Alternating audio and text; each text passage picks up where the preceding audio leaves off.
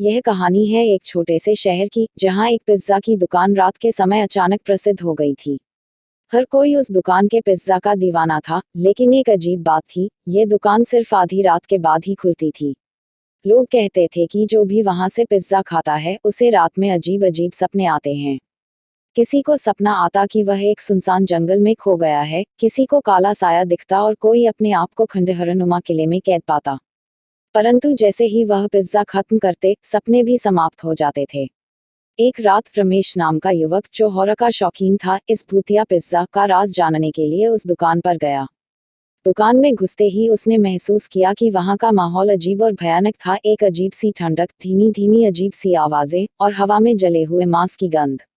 रमेश ने pizza order किया और एक पल के लिए उसकी आंखें दुकान के काउंटर के पीछे खड़े आदमी से मिली। उसकी आंखें बिल्कुल सफेद थीं, मानो आत्मा रहित हों। पिज्जा खाते ही रमेश ने महसूस किया कि कुछ अजीब हो रहा है। अचानक उसे लगा कि उसके चारों ओर सब कुछ धुंधला हो गया है और वह किसी पुराने भूतिया किले में पहुंच गया है। वहां चारों तरफ मरे हुए लोगों की चीखें गूंज रही थीं और वो सब उसके चारों ओर घिरते जा रहे थे। जैसे ही रमेश ने खुद को बचाने के लिए चिल्लाया, वह अचानक अपनी कुर्सी पर वापस आ गया। पिज्जा का आखिरी टुकड़ा उसके सामने पड़ा था।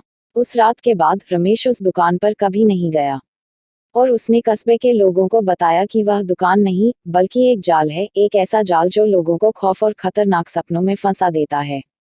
धीरे धीरे उस पिज्जा की दुकान की रहस्यमयी कहानियां पूरे कस्बे में फैल गईं।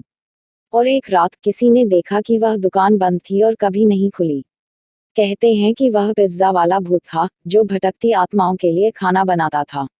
अब उस जगह से गुजरने पर लोगों को आज भी जले हुए मांस की गंध आती है और कभी कभी रात में दुकान के अंदर से ठहाके गूंजते सुनाई देते हैं।